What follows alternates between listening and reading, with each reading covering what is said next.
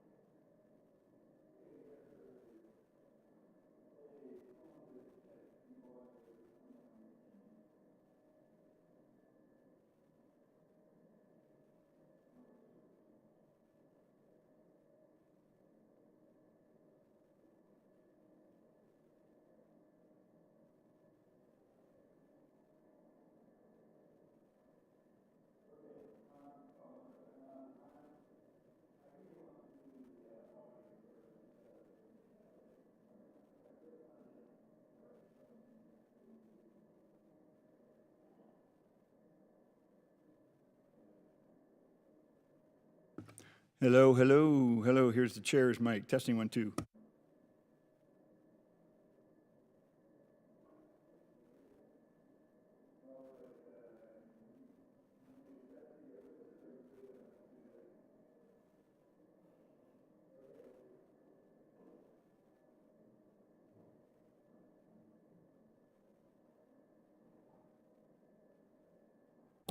Testing 1, 2. Witness 1. Testing 1, 2. Witness 2.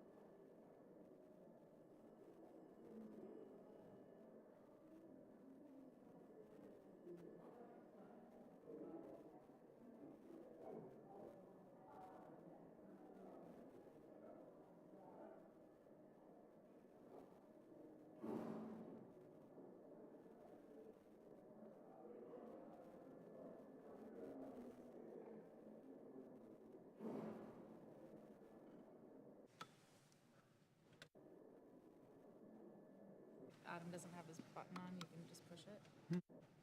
So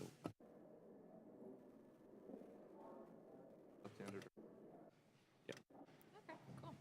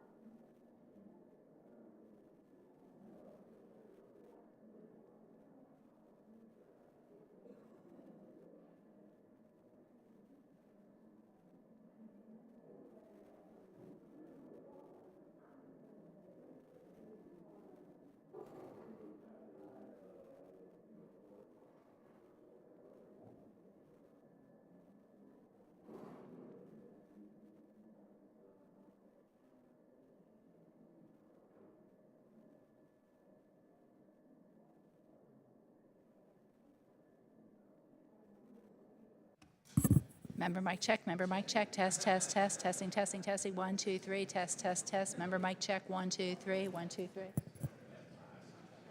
it good? Want another? Want me to keep going?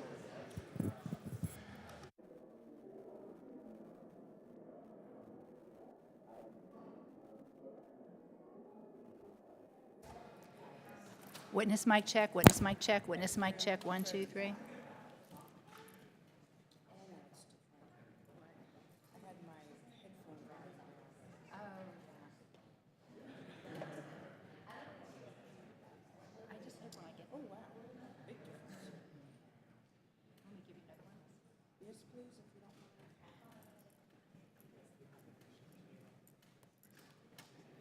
You ready?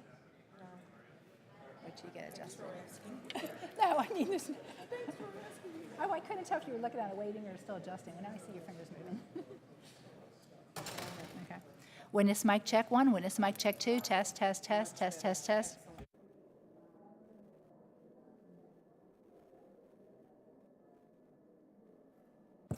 Member mic check, test, test, test. Member mic check 1.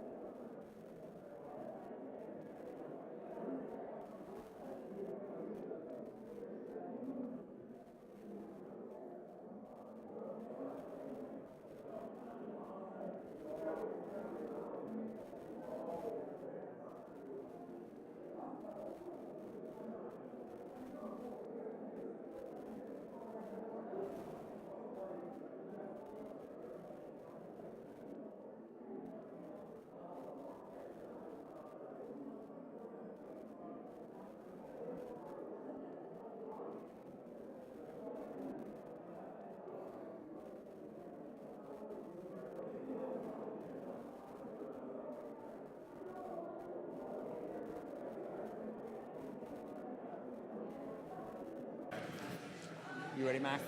Yes, sir. All right. Sorry. Call the hearing to order. Welcome, everybody. As a starting point, we are going to, after this, move into a classified setting. It is my goal, objective, hope that we can start that at noon, which means, we may not have enough time to do everybody for 5 minutes, but we will have another opportunity to ask more questions in the classified setting. If it drifts a little past noon, that's fine, but as we move from one to the next, don't want to keep these gentlemen for three or 4 hours, so just for everyone's information, we'll do this, then we'll go to classified setting, and there'll be an opportunity to ask further questions at that point. With that, I welcome everybody to the hearing. We have two witnesses this morning, the Honorable Owen West, who is the Assistant Secretary of Defense for Policy, Special Operations, and Low-Intensity Conflict, and Major General James Hecker, who's on the Joint Staff and Vice Director for Operations, J3. Welcome, gentlemen. I look forward to your testimony. We're looking today to get a greater idea of where we are at in combating international and transnational terrorist groups. And on this committee and at the Pentagon, I know we have a pretty good idea when we look out at the threat environment, and obviously there are a lot of issues, but there's 5 that we're all focused on: Russia, China, Iran, North Korea, and the subject of today's discussion, which is transnational terrorists. And this has been obviously going on for some time, even before 9/11, but after 9/11, we reorganized significant portions of our national security apparatus to try to combat that threat. So that effort's been going on for over 17 years now. And what we want to learn today is, where is it at? What are our priorities? What's working, what's not working, and what do you see the future of this effort? To begin with, I think our response was fairly effective. And I remember General McChrystal talking about it, that basically when we had a full understanding of what Al-Qaeda was, he said it takes a network to beat a network. So we systematically did a whole-of-government approach, building up our network to counter that terrorist threat. Now, it has morphed and metastasized in the years since then. Originally, obviously, the focus was in Afghanistan and then shifted to Pakistan, and then we faced threats out of Yemen. And now you have a very extensive list of transnational terrorist groups. We are all familiar with Al-Qaeda and ISIS as the two at the top, but there are dozens of others in different places throughout the world, primarily in Africa, the Middle East, and South Asia. So when we're combating those threats, how do we prioritize? I mean, obviously, the number one biggest concern is when these organizations threaten the U.S. directly or our Western allies. We want to try to stop those groups first. That's what took us to Yemen a long time ago, when AQAP started planning attacks against the U.S. And was behind the attempted bombing in Detroit, and also the attempted bombing using the package airlines. That shifted our focus there. So that's part of it. But also, if we're ultimately going to be able to defeat transnational terrorist groups, we need to stop them from being able to have safe havens where they can grow.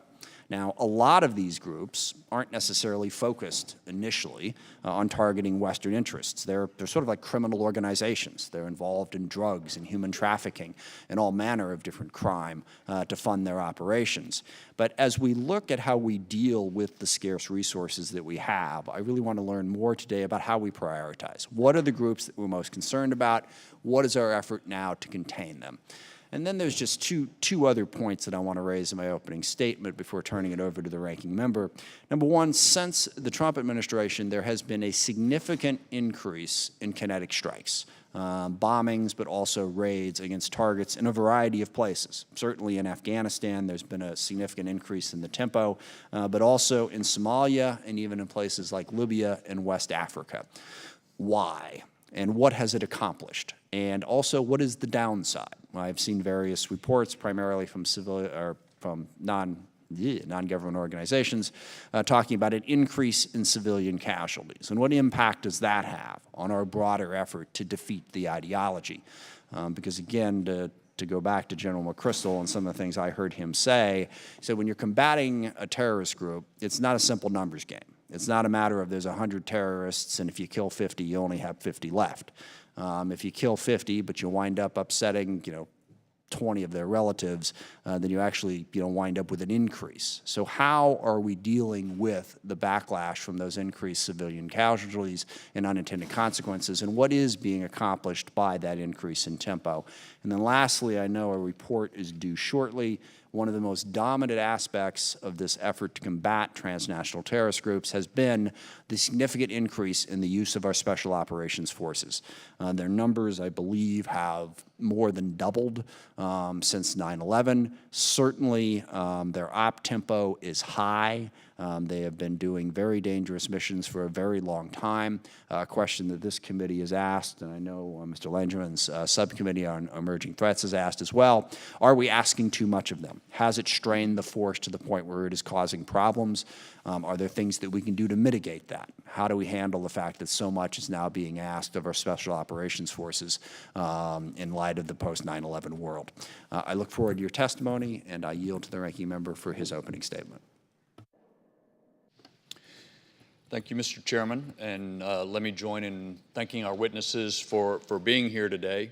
It seems to me it is absolutely appropriate for us to take a global look at terrorism today. It was true with bin Laden and Zawahiri that they moved around from different places before 9/11. It is more true than ever today. I note that Bruce Hoffman and Seth Jones, two witnesses who have testified a number of times before our committee over the years, have pointed out of the more than roughly 40,000 foreign fighters who arrived in Iraq and Syria, most of them are still on the loose. Today, there are nearly 4 times as many Sunni extremists around the world as on 9/11. So we have challenges. Not only with a greater number than before, but it is harder to define them in a particular locality than it was before. And that is part of the reason that in the FY14 NDAA, we set up additional mechanisms for this committee to have oversight of special operations and other forces so that we could monitor under our constitutional responsibility what our military was doing in a variety of locations around the world, not just in Iraq and Afghanistan. I also think it's appropriate to step back and see where we've been, to have things in perspective. As one of the few members left on this committee who was here on 9/11, I never would have expected us to go 18 years nearly, and not have a repeat of that sort of incident. We have definitely had terrorist attacks here and abroad, but I also think it's important that we pay tribute to our military, intelligence community, and law enforcement for the remarkable success that they have had because in the years since 9/11, because the enemy continues to be motivated to attack us without question. I am concerned that with these terrorists who are freer to roam about than ever before, that it is more important than ever before to keep the pressure on them. And it is my view, as others have written, that the number one lesson of the last 18 years is if you let up the pressure, they're going to spring back, and they'll spring back quickly. And that's true whether we're talking Syria, Afghanistan, Somalia, or Yemen. Mr. Chairman, I want to finish with just one other thing. On Saturday, my wife and I had the opportunity to attend a memorial service for the most recent member of our military who was a casualty in this war against terrorists. Army Ranger Sergeant Cameron Medic was killed a couple weeks ago in Afghanistan on a very important mission. And I bring that up for 2 reasons. Number one, we can never forget the human sacrifice, the human cost that goes into keeping us safe and free. And some members of this committee have participated in that effort. Sergeant Medic was one who gave everything he had. And secondly, it's important because we can't really talk about the mission he was on and so forth, but it was very important, not for Afghanistan, but for us, because that mission was designed to make sure that known terrorists were not able to enter the battlefield against our troops and against our homeland. And so I think a lot of the questions you outlined, Mr. Chairman, are exactly the appropriate questions we should always ask. I also think it's very important that we never do anything to diminish the importance of the mission that Sergeant Medic and others have given their life for over the last 18 years, because what they have achieved is remarkable, and what they are doing today is remarkable as well. Thank you. I yield back. Thank you, Mr. Chairman. Mr. West. Thank you, Mr. Chairman. Ranking Member Thornberry and members of a committee so dedicated to this issue over the years for the privilege of testifying before you today. The counterterrorism fight continues to evolve. I want to take this opportunity to highlight where we've been and where I think we're headed. I will start with our counter-ISIS campaign. Our coalition has almost destroyed the so-called physical caliphate. By this, I mean ISIS no longer governs a pseudo-state in Syria that at its height attracted tens of thousands of recruits from around the world who easily slipped across the border, took up arms, and lived off of ISIS illicit revenue streams that at one time topped $250 million per month. The human toll was, of course, much higher. The so-called physical caliphate has been systematically destroyed in one of the most lethal offensive surrogate operations in history. In Syria, U.S. Special Forces partnered with and mentored the Syrian Democratic Forces, which grew from a few hundred to tens of thousands of Kurds and Arabs, all supported by the U.S. Marines, Army, Air Force, and international partners. The SDF, fighting for its homeland, suffered thousands of casualties. ISIS has suffered the most. This achievement should not be discounted, and this model should remain an enduring lesson in this long war. I say long war because the end of the so-called physical caliphate ushers in a new phase of fighting. ISIS has morphed into a global ideological network as deadly and evil as Al-Qaeda at its height. Stepping back, terrorism remains a persistent condition driven by political, religious, and socioeconomic trends. So we must simultaneously acknowledge that while we are close to a tremendous battlefield victory, we still face a resilient threat. In the last 2 weeks, individual ISIS terrorists bombed a church in the Philippines, while its West African affiliate overran military bases in Nigeria. To defeat the global terror networks requires a coalition of allies applying relentless pressure at the local level. This means we must make cost-informed decisions on the future CT or counter-terror operations. A disciplined approach to this long fight will also enable our department's pivot toward great power competition with near-peer adversaries in line with a national defense strategy, and the renewed importance of irregular warfare in this space. To be clear, this does not mean raising the risk for every resource optimized. Rather, it means we must be deliberate in operations against prioritized threats for the long haul, remaining agile as the enemy. Operation Inherent Resolve provides an excellent template for such future operations because it stressed local and international partnerships with a modest U.S. footprint. The Department of Defense will continue to execute counter-terror operations globally to prevent attack on America and our interests. Congress has been a stalwart partner in helping to ensure that we have the necessary resources and authorities to achieve this overriding goal. I value our relationship. I look forward to continuing dialogue, and I look forward to your questions today. Thank you.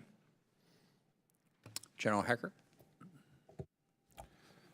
Chairman Smith, Ranking Member Thornberry, first of all, thank you for honoring Sergeant Medic with your presence at his funeral as well as here at the House. I'm sure his family members certainly appreciate that, so thank you. Members of the House Armed Services Committee, thanks for the opportunity to speak to you today concerning DoD's global counterterrorism campaign. In our current operational environment, we assess that ISIS and Al-Qaeda are degraded but still viable global networked organization that is well positioned to generate capability if the pressure is reduced. Over the past year, there have been 2 strategic inflections related to the defeat of ISIS fight and to a broader campaign against violent extremist organizations.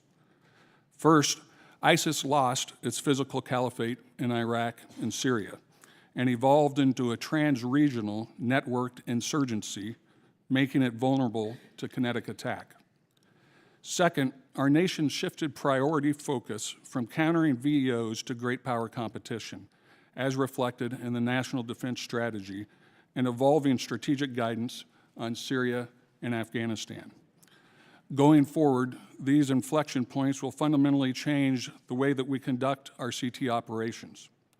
We must continue to evolve our way of doing business in the counterterrorism space, placing more focus on enabling our coalition partners and interagencies, increasing non-military and non-kinetic effects, and enhancing local partner capacity and capability to contain this threat. This evolving counterterrorism operation construct will place even greater emphasis on successful programs such as the 127 ECHO program, which provides us viable surrogate forces designed to achieve U.S. CT objectives at relatively low cost in terms of resources and especially risk to our personnel. The small footprint approach inherent in 127 ECHO is in addition to lessening the need for large-scale U.S. troop deployments, fosters an environment where local forces take ownership of the problem. Greater reliance on our coalition partners will also be a key facet of our sustainable global CT construct. We are already seeing this in places like Mali and Niger, where French forces have taken the lead in conducting counterterrorism operations against JNIM and ISIS Greater Sahara, with us providing key enabling support in such areas of intelligence and logistics. This willingness by our partners to shoulder more of the load offers our formations the opportunity to rebuild a more sustainable level of readiness after 17 years of continuous operations. Hard-won experience over the last decade and a half has taught us that sharing information with our partners is absolutely critical in staying ahead of the global networked VEOs.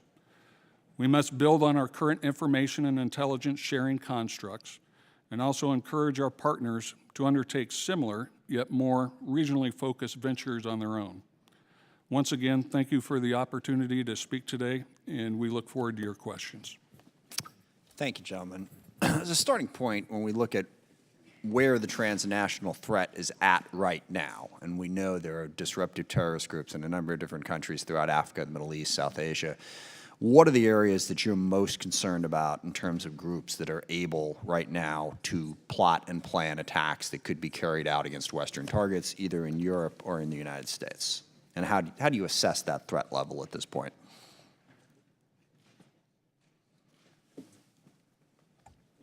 I think first and foremost, when we prioritize of what we're looking at and who we're most concerned about, I think we'd all agree what we're most concerned about is a repeat of 9/11.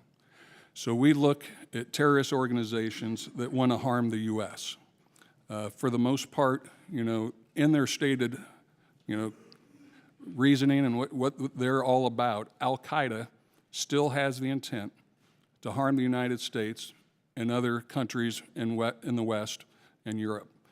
So Al-Qaeda is one that we really look forward, and make sure. I'm thinking more geographically. Where in the world, because obviously Al-Qaeda is spread out in a bunch of different places, as is ISIS. Where in the world are we most vulnerable to them being able to organize that type of attack? Well, there's a couple different places. I think right now we sit in a decent spot because we have maintained the pressure on a lot of the folks, Al-Qaeda, ISIS in particular, and we've been able to make sure that they don't have the capabilities to attack the U.S. So those are the areas that we look at, and as we now adjust with our national defense strategy to taking some resources that used to be in those areas, and now using those resources for global competition against China and Russia, we need to make sure that we find a way to keep the pressure on these other areas in the world that contains these terrorists. Okay.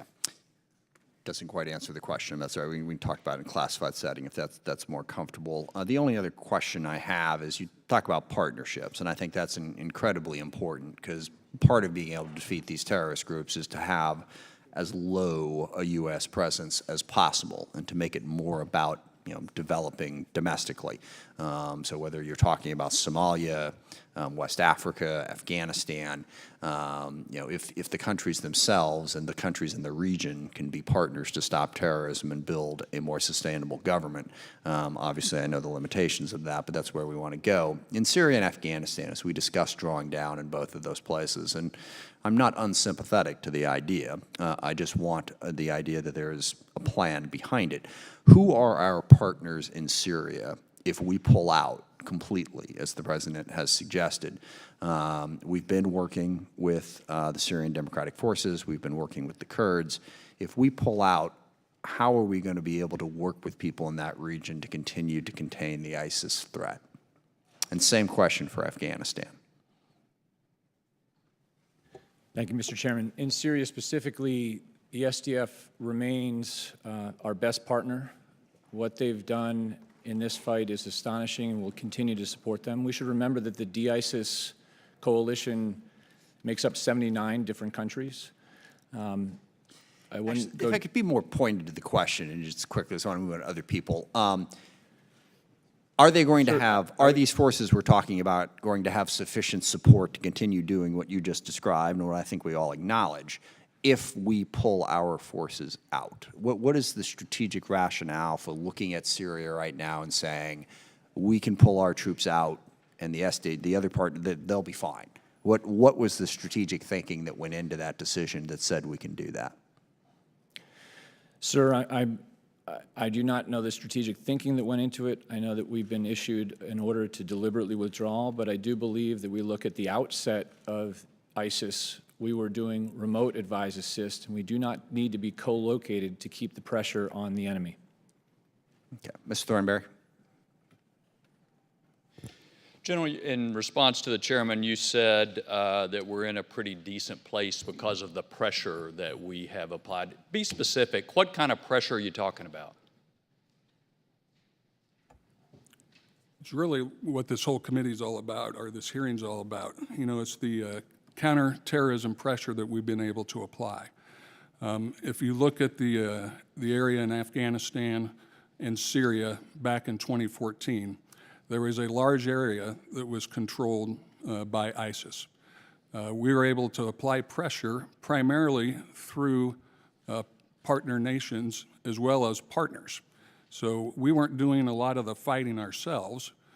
We were teaching and training and working by, with, and through our partners in Iraq and our partners in Syria.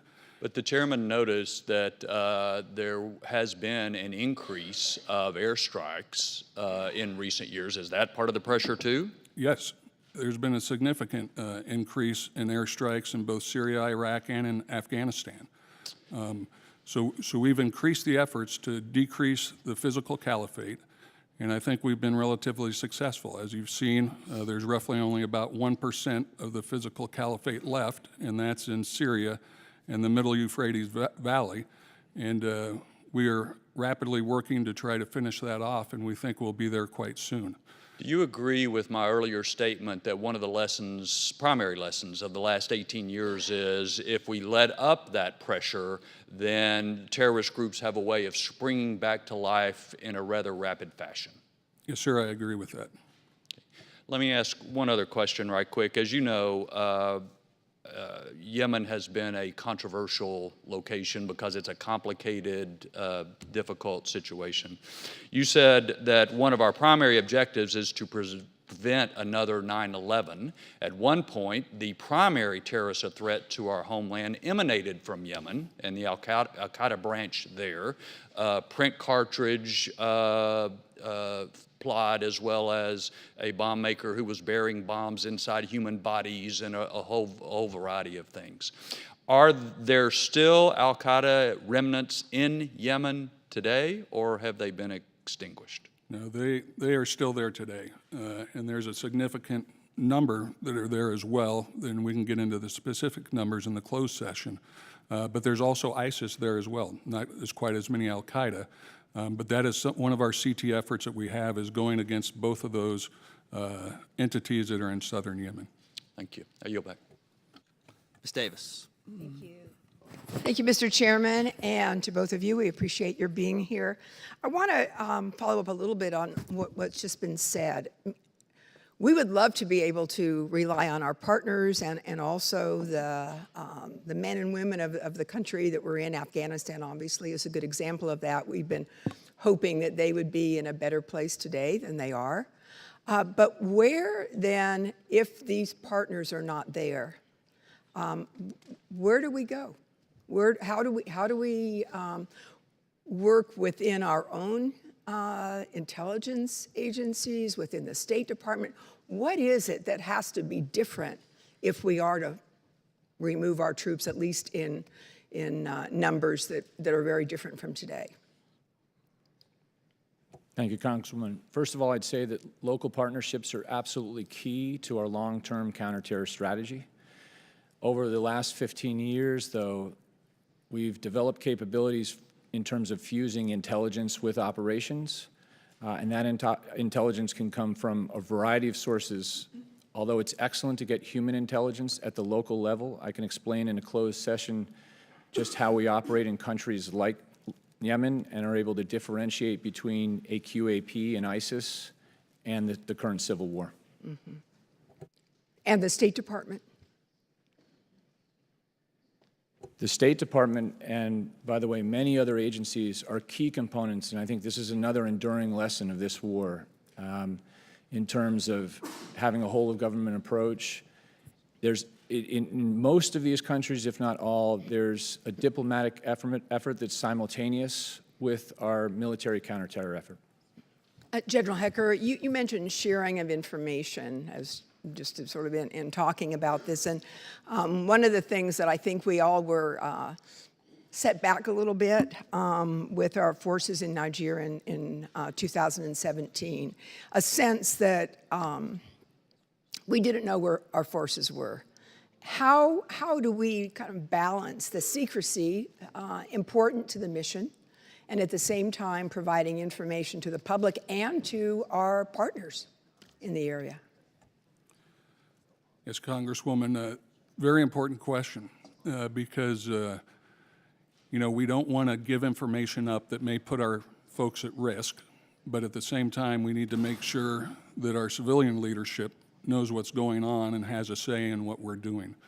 And quite honestly, I think Niger was a good lesson for us in the military. And I know we've had several discussions with your committee and others to make sure that we continue to share information with one another so you can exercise the appropriate oversight that you deserve. Congresswoman, if I can follow up, this committee was the driving force behind our counterterror monthly briefings, which will give you an absolutely accurate laydown each month of precisely where our special operations forces and other counterterror troops are. Thank you. And I think the public still is questioning whether or not having unlimited authorization is the best way to go to try and make certain that we are as open and transparent as possible given the circumstances that our troops are in. Can you speak to that? Where do we go from here? Congresswoman, we're absolutely committed to transparency with our oversight committees. Right now, we're working with your staffers, and we're very close to distributing our ex-orders. This is new policy for us, but I think that will help the transparency. Further, over the last year, we've also improved our reporting requirements to make sure that you're armed after a strike, for example, with information within the 48-hour requirement that this body helped impart a few years ago, and then a follow-up that makes clear the action within 7 days. General, any comments did you want to make? We're in sync on that one, ma'am. Okay, thank you very much. Thank you, Mr. Chairman. I yield back. Mr. Wilson. Thank you, Mr. Chairman, and thank both of you for being here today. I recently received a brief at Joint Base Anacostia Bowling on the material, weapons, and technology which the Iranian regime supplies to the Houthis in Yemen. It was really shocking to see how clear it was, the relationship of providing weapons to the Houthis by the Iranians. It made it pretty simple because some of the material there, the weapons were very clear in English, made in Iran. And with this, the Iranian regime is the world's largest state sponsor of terrorism and use Houthis as a proxy. And for Secretary West, how does our counterterrorism strategy and CENTCOM area of responsibility address the Iranian influence and sponsorship of terror? So our national strategy in both Yemen and Syria are stable areas free of Iranian and terror influence. And additionally, I appreciate that you've had multiple deployments to Iraq, and you have firsthand experience working with Iraqis. Can you speak on the importance of maintaining a counterterrorism strategy in the region if the United States and partner forces withdraw forces as has been proposed in Syria? How would the terrorist organizations proliferate or increase in the region? Congressman, the President has stated that we'll have a long-term military presence in Iraq. This partnership still evolves, but the Iraqis are our partners. I believe it's critical to have a regional counterterror footprint that spans the globe, and I think this is, again, one of the lessons that we've learned over the 15-odd years of this war. And I appreciate very much your response to that. Additionally, while ISIS has lost significant territory recently, social media still serves to accelerate the group's ideology and network of influence. And again, Mr. Secretary, what are the counterterrorism efforts to combat the proliferation of ISIS ideology through social media? Congressman, that's an excellent question because the ideology is very much alive and their will to fight is very much alive through different media. I'd like to get to the specifics of that in a closed session. I think I can answer that question with much more fidelity. Suffice it to say that that has our utmost attention, but this is not just a DoD problem. I think stepping back when we look at information warfare and messaging against the ideology, we've got work to do. Thank you very much. And General Hecker, I'm concerned about the reductions in military personnel in Afghanistan and the potential of terrorists to regain safe havens, as they did prior to 9/11. Recently, in December of 2018, the administration announced a reduction of forces. How does this policy impact our counterterrorism activities? Well, as you know, there's a lot of ongoing diplomatic conversations that's going on between Karzai, Ambassador Karzai, and the Taliban as we go forward here. As the President mentioned last night in the State of the Union address, it's going to depend on the success of those negotiations on when and if and how many U.S. forces are pulled out of Afghanistan. So as we move forward, we'll watch closely with what our diplomatic efforts are, and then we'll adjust accordingly based on how those efforts end up. And in general, also, recently the Pentagon announced a reduction in counterterrorism troops in Africa over the next 3 years as part of a force optimization. What is being done to maintain counterterrorism capability in the region? How can we mitigate adverse impacts and prioritize the constrained resources? So because of the National Defense Strategy, which is going to concentrate on pure power competition, we have to get the assets from somewhere. So what we started with is we started with Africa, and we went with this Africa optimization model. Where can we pull troops where we don't think the U.S. interest, of an attack may come from, and where we can do that? So we've done that with Africa. Now we're going to do that throughout the rest of the world, and realize as we pull troops, we're going to use partner forces as well as the 127 Echo programs that we talked about to try to maintain pressure on the enemy. My hunch is we'll miss some of these. We'll pull some and we'll go, hey, we're not getting the pressure that we desire to make sure that our country stays safe. So this is something that, this optimization that we'll continue to revisit, monthly, basically, to make sure that we have the pressure needed to keep the U.S. and Western interest safe. And thank both of you for testimony today. Thank you, Mr. Chairman. Thank you, Mr. Larson. Thank you, Mr. Chairman. Thanks for coming, gentlemen. Mr. Secretary and General, thanks for your comments on 127E. That is, as I understand it, the I guess it's the grandchild of the 1206 and the 1208 programs that we created in the mid-2000s. I think I got that right. Then we codified those into 127E. So these programs have been around for at least, the authorities have been around for at least 10 years. And with this focus on great power competition, have you at all considered how using the 127E authorities or other authorities for partnership capacity are going to be any less or more successful than they were in the mid-2000s, given the fact that we're going to be focused more on the great power competition and less on CT? So what's going to be different? Congressman, you're right. The 127E started as a modest fiscal authority of $10 million. It's grown to $100 million per annum, thereabouts. There's a new authority called 1202, which is purpose-built to get after the problem you're talking about. It's irregular warfare. You're going to start to see some of the CONOPS and proposals coming up to you soon, if you haven't already. And I think this new authority going forward should be grown in a similar way, where we have to demonstrate its value proposition to you, our board. But ultimately, I think this should be as large as 127E. Well, it's going to have to be a little bit different, because if we were asking these questions in the mid-2000s and we're asking them 10 to 12 years later and not getting getting the same answers, it seems to me that maybe we ought to be doing something different. Or it might not be totally our fault, and might be the challenges that our partners present as well. And because it may just be harder to get them to change, because some of the countries that we work with maybe don't have our history, our culture, our commitment to civil rights, human rights, and that causes a big problem for us when we're trying to create these partners. But on 127E, I want to go back to your answer to Ms. Davis, because despite repeated requests by this committee and by the Senate Armed Services Committee, these execute orders relating to operations haven't been provided on a consistent basis. In my understanding, we've been asking for at least a year. So you said it was kind of new for us to ask. I don't think a year makes it new. I think it gives us the impression that you're holding back, and that you only provide these exords when it's necessary to provide them, because we're putting holds on programs.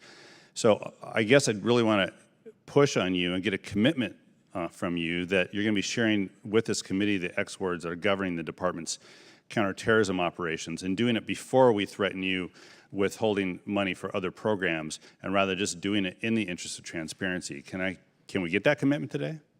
Sir, we are committed to agreeing to an MOU to get the exords delivered to you on a read and return basis. Sounds like a lot of process. I'd just like a yes answer. Sir, it has been a long process, and I understand your frustration. We're committed to working this as quickly as we possibly. The Title 10, Section 130F also requires... I'm sorry to interrupt. I'll give you more time, but what does as quickly as possible mean? Can you ballpark it for us? It's been a year, so weeks?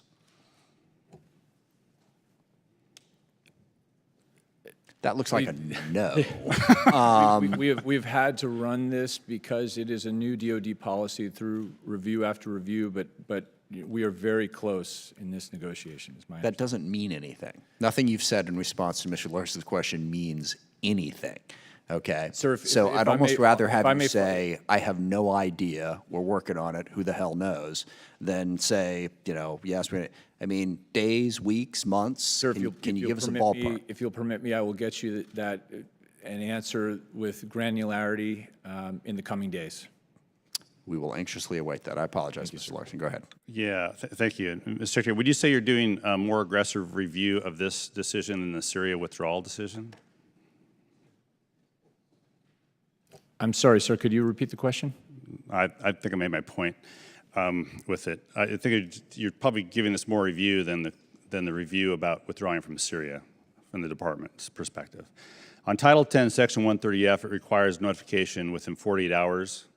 You mentioned that in response to Ms. Davis's question. And although notification timing and information is slowly improving, it seems the administration hasn't complied consistently with that requirement. So again, will you commit to continuing to improve this process and these procedures for the notification of these sensitive military operations to Congress as required by law? Yes, sir. That wasn't so hard. Thank you. Yield back. Thank you. Mr. Lamborn. Thank you, Mr. Chairman. Thank you for having this hearing. Thank you both for what you do for our country. I'd like to ask a little bit about the forces in Iraq that possibly have connections to Iran. We've seen evidence that in the past, Iranian-linked militias were able to access resources, including even advanced defense weapon systems, through our train and equip mission that we provide the Iraqis. And Iran is now lobbying hard for the Iraqi leader of the Popular Mobilization Forces to become the next Minister of the Interior. And then the Minister of the Interior oversees those forces and all of Iraq's internal security, and we give them $1.6 billion a year for their 20,000-person security force. So what are we doing to make sure that we're not ultimately bankrolling Iranian-backed militias or politicians in Iraq? Mr. West. Sir, thank you. I'm here in a counter-terror capacity, but I will say that we're absolutely committed to the Iraqis as our partners, but this ultimately, part of your question is ultimately up to the Iraqis. We partner with them to protect and defend their sovereignty, but I think this partnership over the years has continued to grow, and we will have a long-term presence in Iraq, which gets to the heart of your question. General Harker, do you have anything to add to that? So I think, you know, the big thing for us, when I look at this from a military perspective, is to make sure that our military members are able to be, the force protection is there for them. You know, we saw this with, we had to close the consul in Mosul because we had some what we thought were Shia kind of militia groups that were throwing some IDFs that way. We've looked at the construction around the bases that we're at to make sure that our troops will be safe from any of these groups. But this is an Iraqi issue that we, with state, need to work with them to make sure that they look at this issue and take it seriously because we need to make sure that Iran doesn't have the influence. And we have a lot of forces in the area to try to deter Iranian malign influence in the area. Okay, thank you both. And changing gears, we know that Title 10 military forces have been deployed to bolster homeland security on the southern border. In fact, we had a hearing about that here in this committee recently. So, Mr. West, one of the 6 strategic objectives of the National Counterterrorism Strategy is, quote, Americans are prepared and protected from terrorist attacks in the homeland, including through more exacting border security and law enforcement actions, unquote.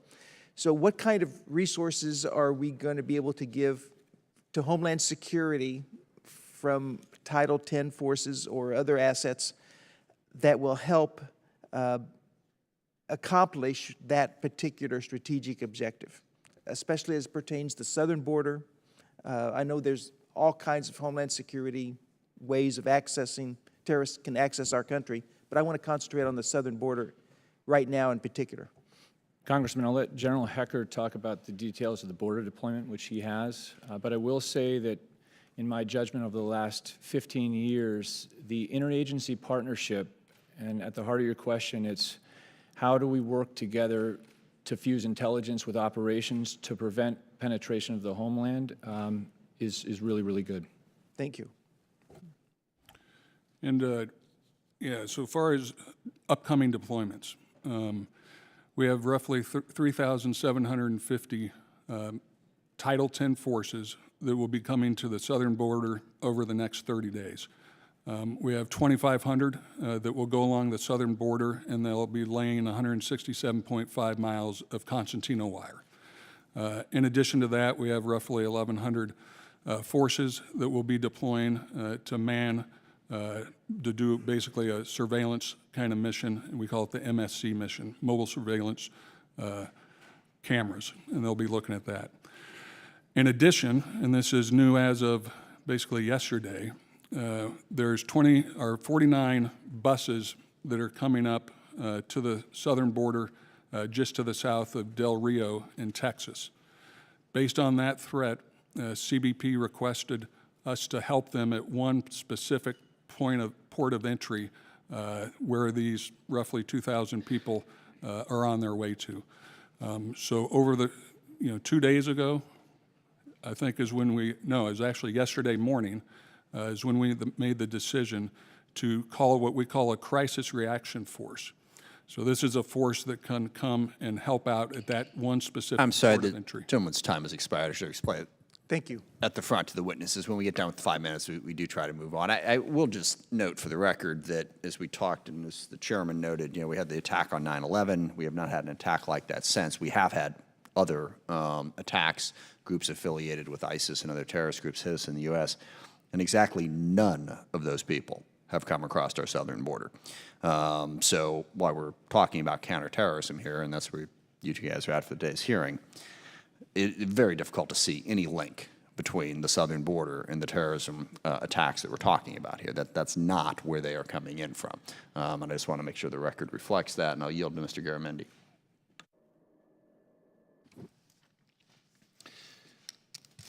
It would be very useful to have a full report immediately on the deployment of these troops to the border and a clear understanding of not only what they intend to do there, but what they were doing before they were deployed to the border.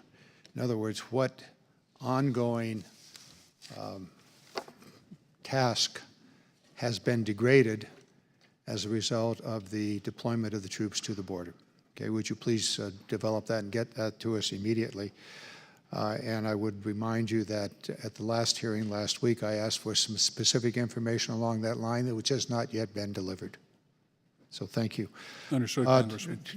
Going back to the issue of Syria and the pullout of Syria and the reality that there really was no strategic strategy behind the pullout tweet.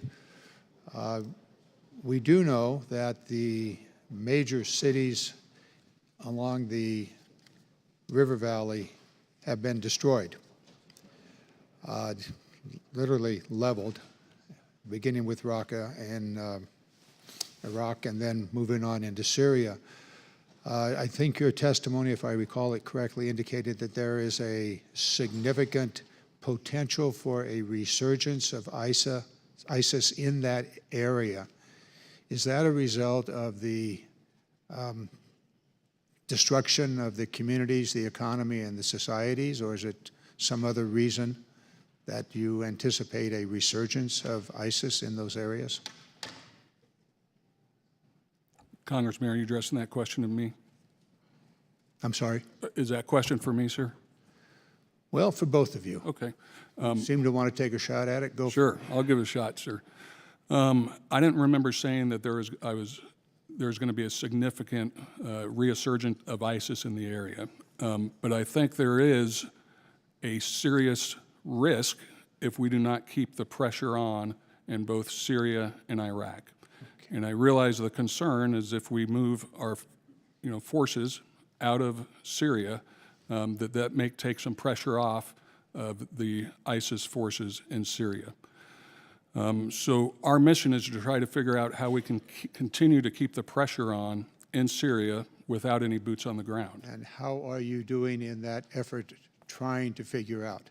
So what we're doing is detailed military planning, and our objectives are to safely remove our troops. We have an objective to make sure that we finish up the last little bit of the fight that's left there in the middle Euphrates Valley. And then we need to also make sure that the security concerns of both the Turks and the security concerns of the people that we just fought with, the SDF, are taken care of. Now, I realize that is a very difficult task, and it can't be done just militarily. It also needs to have high diplomatic levels of effort which Ambassador Jeffries is working with the SDF, with Turkey, and with coalition to see if we can have coalition forces, SDF, and coming up with a plan to see what we can do to try to keep the pressure on. Jeffries has replaced McCabe in this task of working with the Ambassador Jeffries is the one that is currently working with both Turkey and the SDF on agreements. How about the reconstruction of the cities and the economy and the societies that have been pretty much smashed? Mr. West? Sir, at the heart of your question is stability operations, and is there going to be a vacuum now that the U.S. has withdrawn? And we're doing our very best in terms of what we can do as a military to prevent that vacuum from being filled by malign actors. Is there any reconstruction plan for the communities and cities? Or are you going to leave the fertile ground of the destruction for ISIS to then flourish? Sir, our orders are a deliberate withdrawal, but there is a coalition in place, so we are not the only actor there, and we certainly can support from afar. My question isn't on the military side, it is on the humanitarian side. Is there any plan? Hey, I'm sorry, we'll have to take that one for later. The gentleman's time has expired. Mr. Whitman. Thank you. Thank you, Mr. Chairman. Major General Hecker, Mr. West, thank you so much for joining us today. I wanted to begin with Major General Hecker.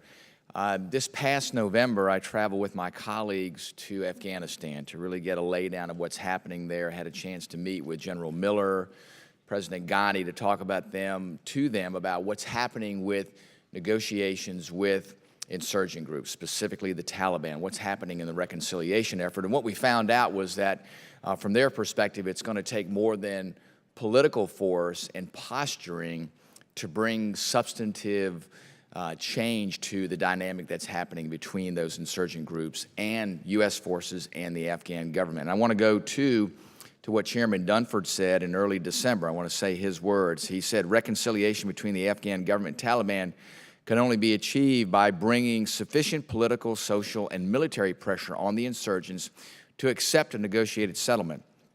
And this strategy would not work if the U.S. did not retain its capability to bring military pressure on the insurgents to accept the deal.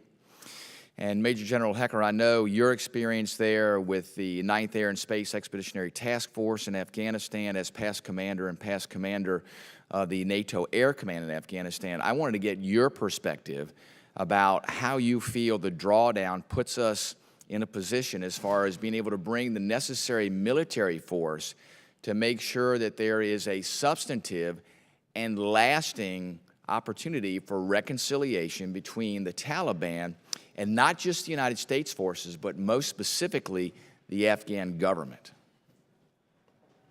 Yes, Congressman, thanks for that question. And I just don't want to presuppose that there's going to be a drawdown. It is in relation to how the negotiations go. But those different types of pressure that you talked about, it's really the whole of government efforts that are going to be required to make this happen. We see the ongoing efforts, socially, with some of the religious leaders and how they've spoken up against some of the things that the Taliban leaders are doing. So they're getting some social pressure there. We're working the political pressure, albeit it's early in its state, with Ambassador Khalilzad and the negotiations that he's working. On the military side of the house, our desire is to keep the pressure on the Taliban. We know that some of the Taliban are in part of these negotiations, so we've kind of made a distinction between, Talibans. There's unreconcilable Taliban, which we don't think will ever reconcile, and then there's others that, they're thinking about it. When I was in Afghanistan, when I first showed up about a year and a half ago, reconciliation wasn't in anyone's vocabulary. Since then, we've had a ceasefire, so we've made progress, but we still have a long ways to go. So what we need to do is keep pressure on the non-reconcilable Taliban to help the negotiations that the State Department and we're doing diplomatically to keep the pressure on. Very good. Thank you, Major General Hecker. Mr. West, I wanted to to get your reflection on an article that you wrote back in 2012 for a news outlet better known as Slate. And you wrote a series of pieces titled, "Can the United States Build a Foreign Army?"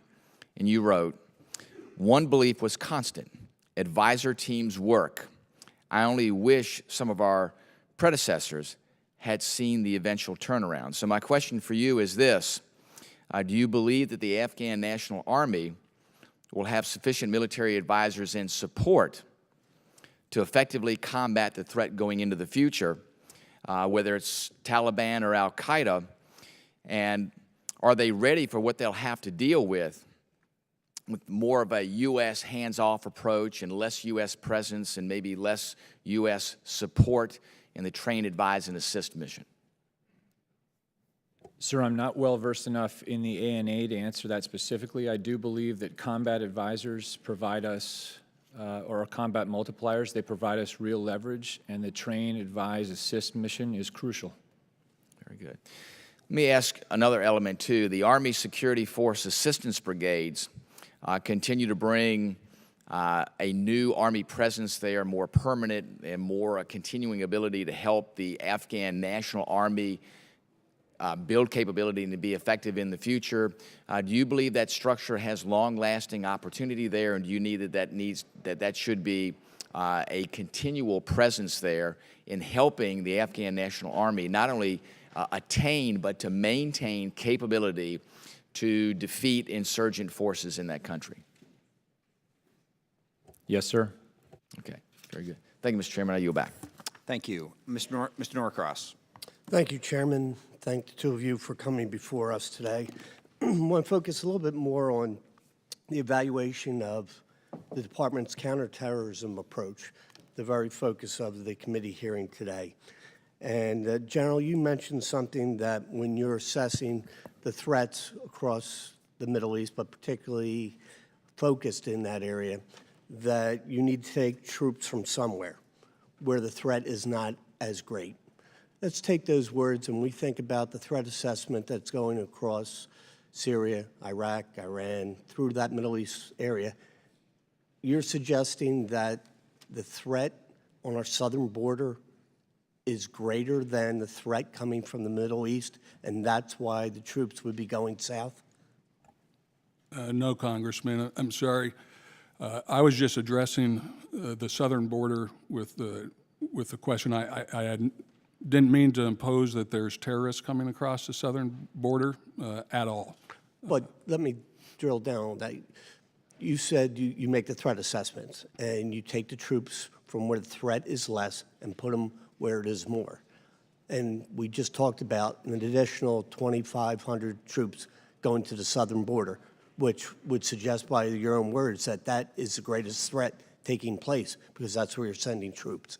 Mm-hmm. Is that the case? So we were given, we were requested for assistance from Department of Homeland Security on if we could put troops and help them out on some gaps that they had on the southern border.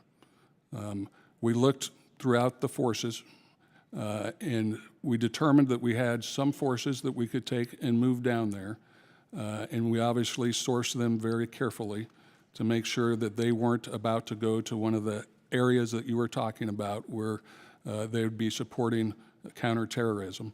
And we had them go down there for a short amount of time and then come back in plenty of time to get their readiness back up to speed before they go to do counterterrorism type actions.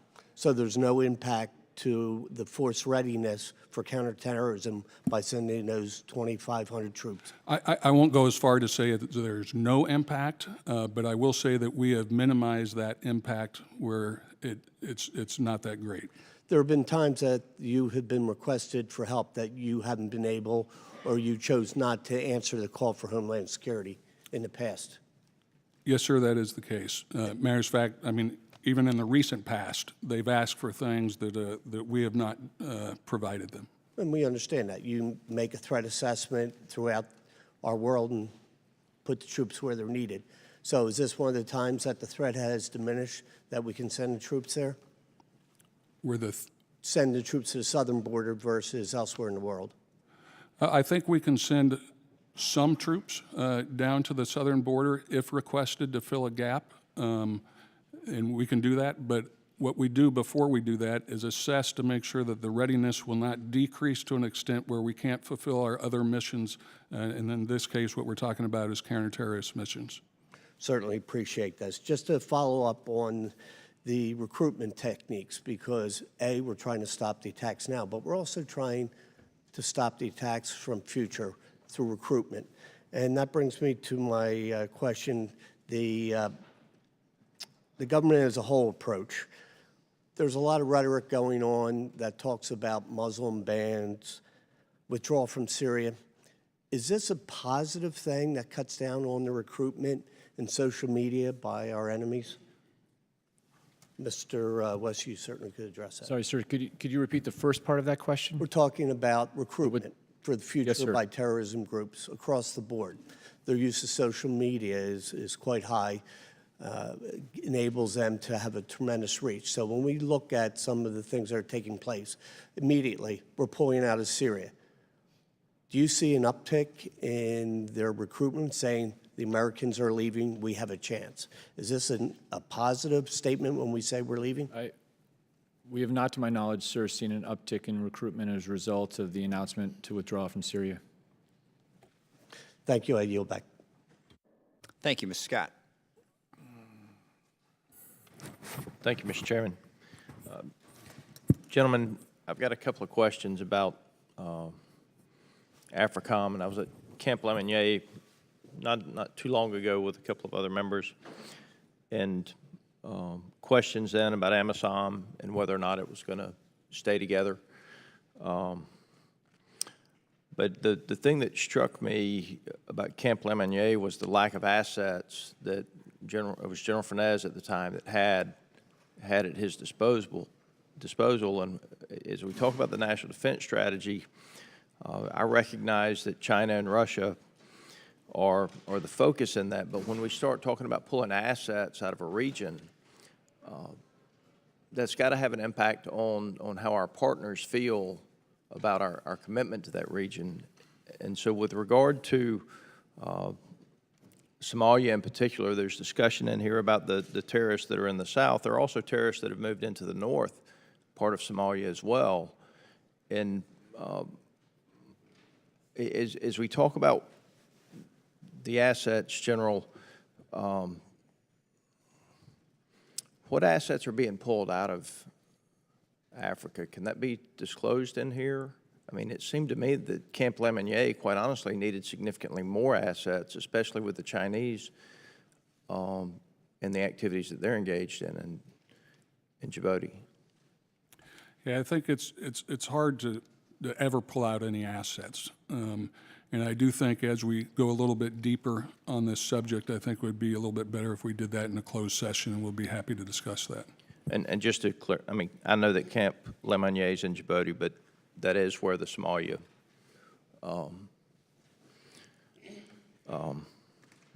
those are the assets that we use for the fight in Somalia. A couple of other questions. As foreign fighters in Syria and Iraq that are currently fighting for ISIS or other terrorist groups, as we've seen the collapse of the territory, as these fighters migrate into other regions, how is that going to impact our national security strategy? And do we expect these fighters to return to their homeland? Or do we expect these fighters to migrate to other areas like the Horn of Africa, where some of their others have set up camp? Congressman, it's a good question. There are a large number of foreign fighters that the SDF has currently detained that we and our partners view as very high threat. And then, as you mentioned, there are the 40,000 odd fighters that infiltrated and those that remain who may go back to their territories or may stay in the fight in Iraq and Syria. I think the broad assessment from the intelligence community is both, that Number one, we've got to stay very connected with our international partnerships and begin to track these folks. There is a biometric effort underway, which we can discuss in a closed session, to make sure that we're connected and follow these folks. And then there is an insurgency where many of these people will simply go underground in this same locale and stay in the fight until they're captured or killed. I would just, again, remind people that Africa is larger than China, the U.S., India, and the majority of Europe geographically. There are over 1 billion people on the continent of Africa, better than 50 different states, or countries, I should say, in Africa. A lot of challenges there, not possible to resolve it without the partnerships. And I just want to make sure that as we talk about the moving of any assets, that is coordinated with our partners in such a manner that they recognize that we are committed to stamping out these terrorists regardless of where they are. I yield the remainder of my time. Gentlemen, thank you for your service. Thank you. Mr. Moulton. Gentlemen, thank you both for your service to the country. I just wanted to start, General Hecker, with you in the withdrawal from Syria. We've talked a lot about how it's important to keep up the pressure on ISIS, and that's one of the most important lessons that we've learned overall from the global war on terror.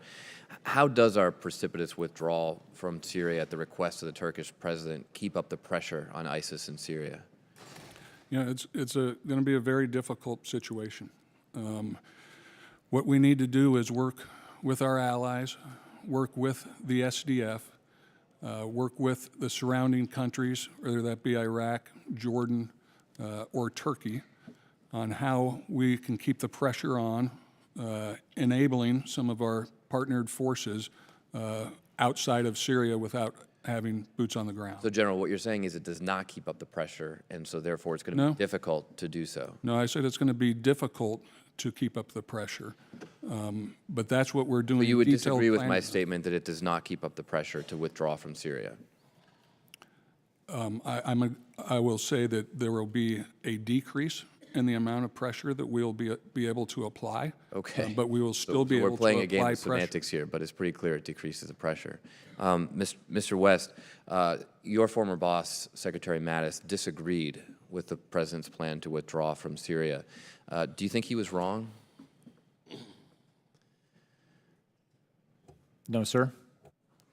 Thank you very much. Mr.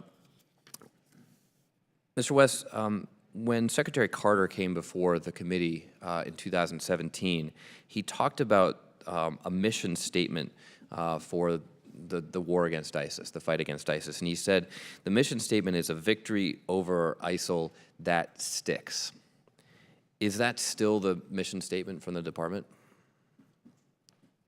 Congressman, I'm not sure what the specific mission statement is, but I would say that since that time, ISIS has morphed. And so we will likely need a new mission statement. What I mean by that is there's a physical component to this fight. The physical caliphate is very nearly defeated. And then there's a massive ideological and underground network. They've globalized. We can talk in a closed session about the number of countries they were in 2014-15 and the number of countries that have ISIS affiliates today. So it's a different fight altogether. Mr. West, at the time, General Dunford was holding a meeting every 3 weeks with the Department of State, and he stated that even so, he was not satisfied with the level of coordination. I would offer that another critical lesson we've learned from the global war on terror is that a military solution alone doesn't defeat the terrorists. You need to have a whole of government. You need to have a political plan. General Dunford certainly recognized this, and he said that even meeting every 3 weeks was not enough to do the coordination that was required. How has that improved over the last 8 months, that coordination? Sir, I can answer that over the last month, there's been a meeting that includes the State Department and many agencies that occurs 2 or 3 times a week. Mr. West, you spent a lot of time in Iraq, and I'm grateful for your service there. What is the current purpose of U.S. troops in Iraq, and what is the counterterror mission there? So I think the purpose is twofold. Number one, we support the Iraqi government. We still do some advising and assisting of their security forces. And number two, this gives us regional reach. Mr. West, I would agree with those. You did not mention countering Iran, which the President has stated is a new mission for the troops in Iraq. Are you aware that Congress has not given authorization to counter Iran? Yes, sir.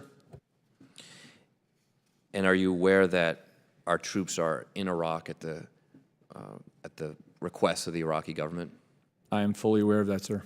So, Mr. West, how do we deal with the fact that Iraq has indicated that it is unwilling to continue hosting American troops?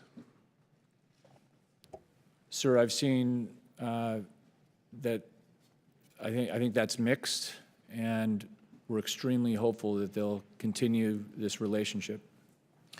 Thank you. One last question, General Hecker. We've talked a lot about the success of the war on terror and preventing terror attacks at home, and there's some real truth to that. We also heard that there are 4 times as many Sunni extremists now than versus 9/11. How does the amount of territory compare? Do Sunni extremists control more territory now than on 9/11 or less? And if you could be fairly quick in that answer, that would be helpful. The gentleman's time has expired. I'll have to get back to get the exact numbers on that. Okay, thank you, General. Thank you, Mr. Chairman. Thank you. Mr. Cook. Thank you, Mr. Chairman. I want to thank the witnesses for being here, and Mr. West, I appreciate your candid response to the comment. General Mattis is going to be certainly missed, and in the line of questioning, I'm also one of those ones. I was a product of the military, and for years you had the State Department over here and you had the Defense Department over here, and never the two shall mix.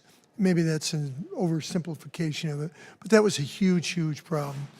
And I want to go off script just a little bit in light of the fact that very, very concerned about some of our allies, and I put that in quotes, Turkey, Saudi Arabia, the Emirates, Qatar, maybe Egypt, and the issue of the Muslim Brotherhood, which may have contributed, obviously, to the situation in Turkey and the strain on our relations on many of these host nations that we need so desperately if we're going to continue the fight in the future and, of course, be a key ally to Israel.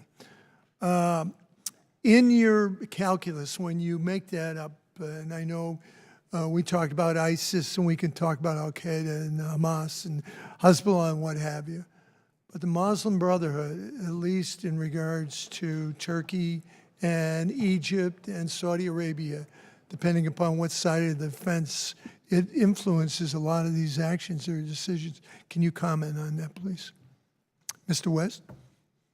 Sir, I'll keep you on the hot seat for a while. The Muslim Brotherhood is not a named terrorist group, to my knowledge, by the State Department, nor do we target them in counter-terror operations. No, the reason I'm looking at it more, and I'm going into foreign affairs, and obviously if they're going to meddle in Egypt, or they're going to create situations in Qatar, which might strain in relationships with Saudi Arabia or the Emirates, and of course the bases that we have, particularly in the UAE and Qatar. This is going to be, and Turkey is a key NATO member, and I'm just saying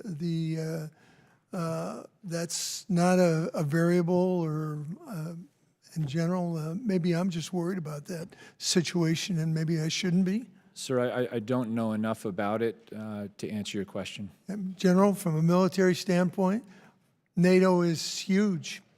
And from a military standpoint, we have no orders, to go after the Brotherhood right now. So obviously they have effects around the world. I'm not as well versed as well on this, but it's something that we can both look at and give you some comments back on.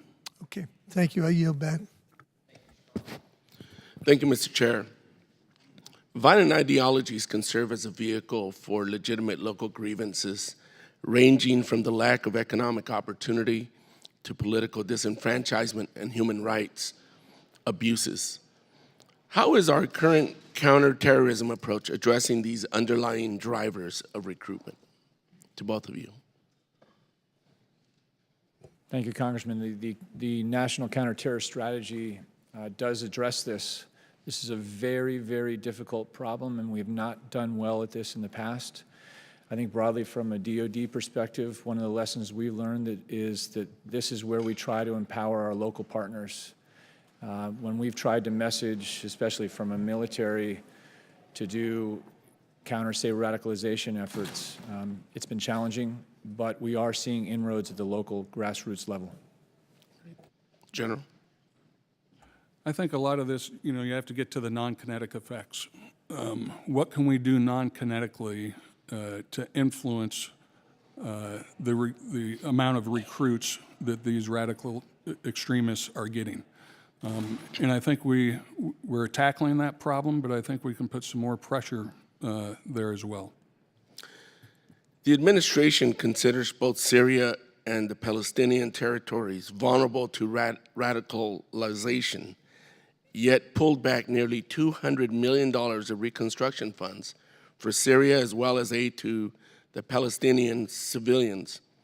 Do you agree that the administration's policy of slashing reconstruction and stabilization funds is counterproductive and actually makes it more difficult to effectively implement a counterterrorism strategy?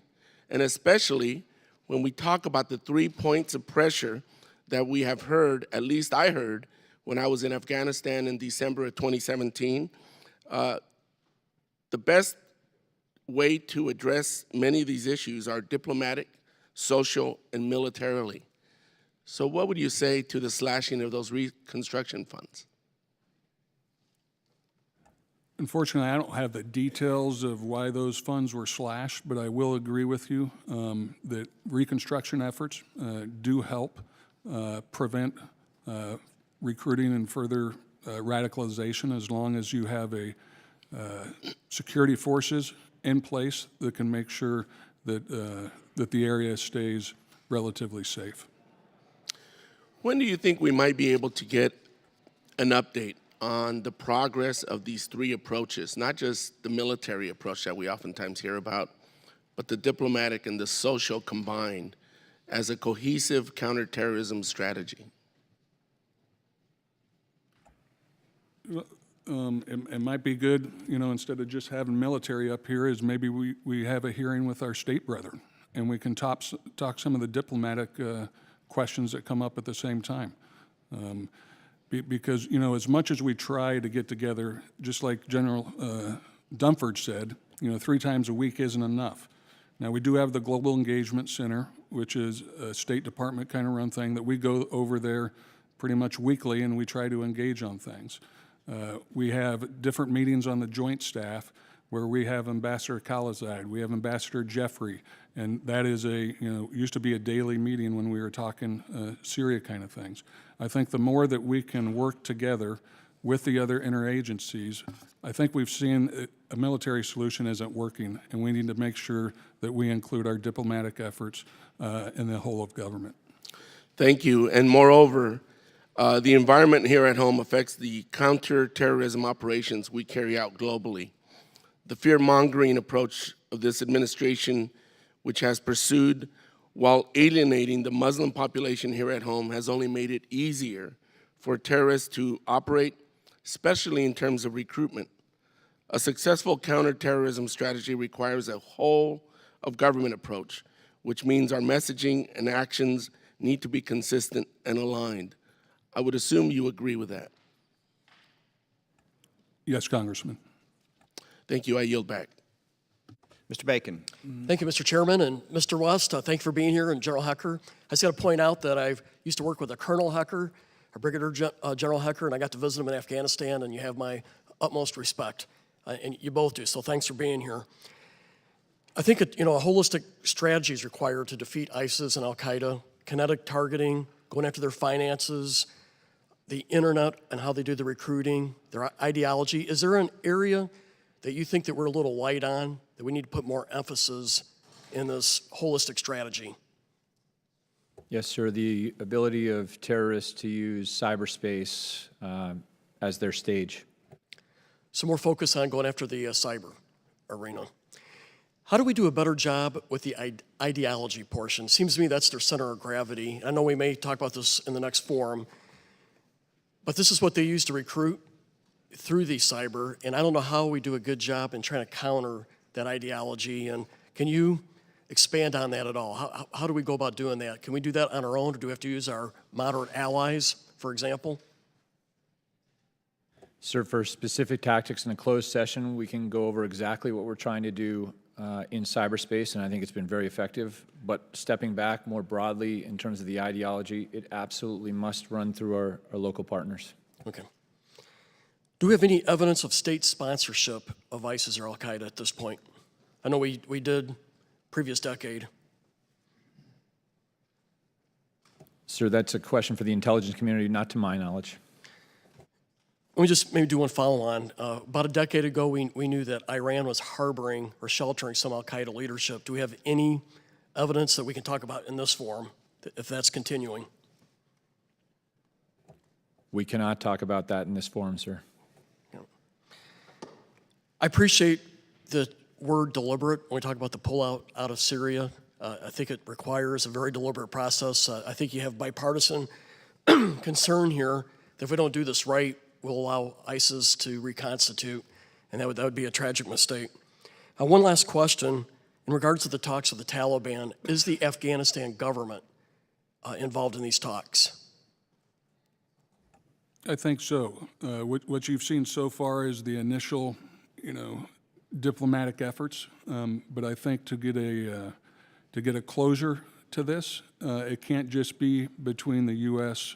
and the Taliban. Right. It needs to have President Ghani. It needs to have the Afghan government and the Taliban that will sit down together and come up with an agreed upon reconciliation. And I know that that's the diplomatic efforts that we're doing right now are going towards that goal. I was a little concerned with the reporting yesterday that showed that the government has not been involved, and seems to me that they need to be an integral part of this. Gentlemen, thank you for being here. Appreciate both of you and your leadership. Mr. Chairman, I yield back. Thank you, Mr. Chairman. I didn't think I'd necessarily be asking about terrorism at the southwest border in today's hearing, and I didn't think I would, because as I went through the 25-page national strategy for counterterrorism, the Western Hemisphere, other than passing reference to the homeland, there's no mention of the Western Hemisphere. There's mention of Africa and Asia, Europe, and the Middle East. There are 25 references to specific countries in the Middle East, and no references to any nation in South Central America. But General Hecker, you made a comment that adds to the confusion that I have about the administration's analysis or assessment of the terrorist threat at the southern border. So let me ask this question.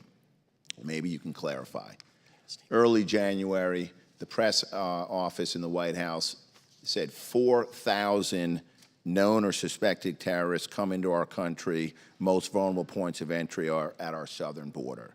Days later, the DHS secretary says 3,000 special interest aliens, which she defined as those terrorist travel patterns and or known or suspected ties to terrorism.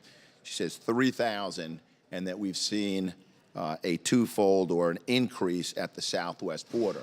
Now, the State Department has downplayed that, but your comment in response to a question and your reference to 49 buses from the southern border, I just need you to clarify, do we have a terrorist threat in the Western Hemisphere that is based in Central America and that is moving northerly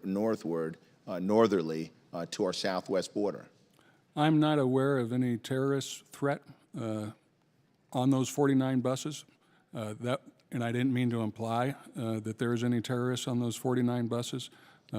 We were just asked to help because we were getting a massing of a caravan of roughly 2,000 people, of which I'm not aware that there's a single terrorist in there, and I didn't mean to imply that. Okay, and I appreciate that. You also mentioned, but you couldn't complete, a crisis reaction force. You mentioned that in the context of active duty, new active duty deployments to the southwest border. Are those deployments to the southwest border, the most recent active duty deployments, the types of forces that we typically deploy in a counter-terrorist operation? No, okay, I think I see where what we had is we have reserve forces that we call the crisis reaction forces that were just going to be used against the southern border in case there was a mass at one of the points. I got that. We had a briefing last week. I just want a clarification that we're not deploying special operators, special forces, SOCOM forces to the southwest border because of some perceived or fabricated These are engineers concern and of a terrorist threat. Yeah, these are engineers and cops is basically what it is. And it is the most recent, and it's roughly 240 people that left yesterday. Okay, thank you. Let me shift my question. Sort of picks up where Representative Carbajal and Moulton were. Beginning with the Bush administration, this may be more for Mr. West. The United States made a concerted effort to use foreign aid as an instrument in countering terrorism. During the Obama presidency and under Republican majority Congresses, foreign aid was funded at a fairly constant level of approximately $50 billion annually. The National Strategy for Counterterrorism, which was released in October, as you know, declares that we will, quote, use all available instruments of United States power to counter terrorism, unquote.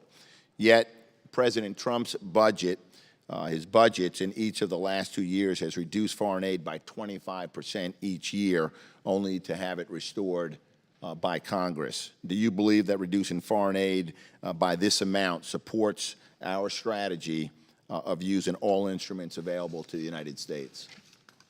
No, Congressman, I don't. Thank you. Mr. Chairman, I yield back. Thank you. Mr. Gallagher. Thank you, Mr. Chairman. Mr. West, what is the goal of Ansar Allah in Yemen?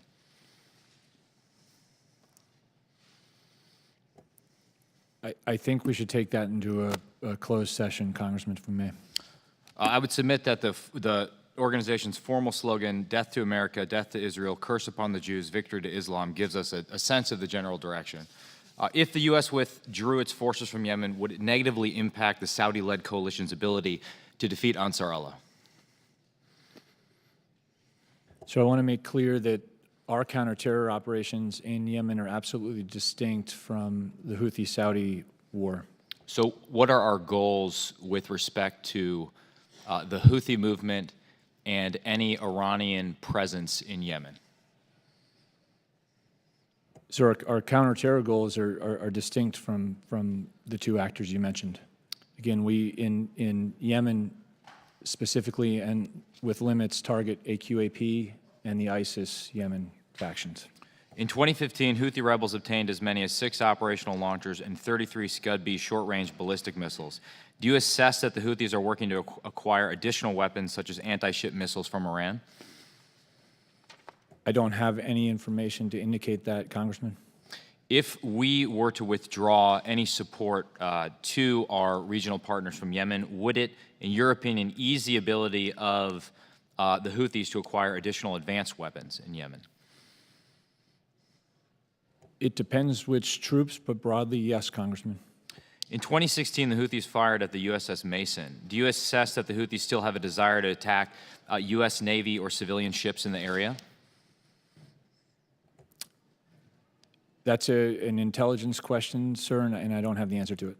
If provided an opportunity, what kind of threat might Houthi or Iranian military power in Yemen pose to the free flow of commerce through the Bab el-Mandeb Strait?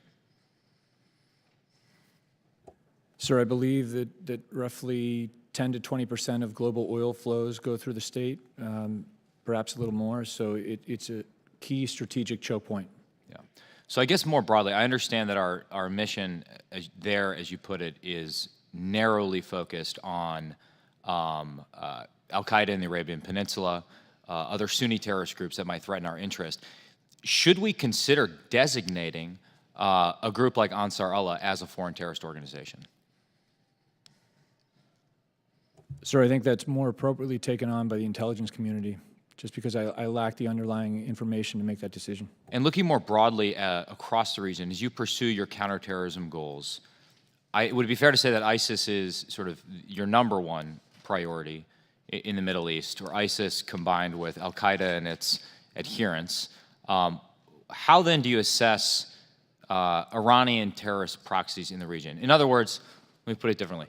If our goal, and I think it is the administration's regional policy to roll back Iranian influence, correct me if I'm wrong on that point, but if that's the goal, then what is our posture with respect to Lebanese Hezbollah and other Iranian proxies in the region? Sir, this is an authorities question largely, but to what the basic goals are, and when we talked about prioritization, our first priority, as laid out in the National Counterterrorist Strategy, is to hit those groups that are directly threatening the homeland. The Iranians are not doing that. Thank you. I yield the balance of my time.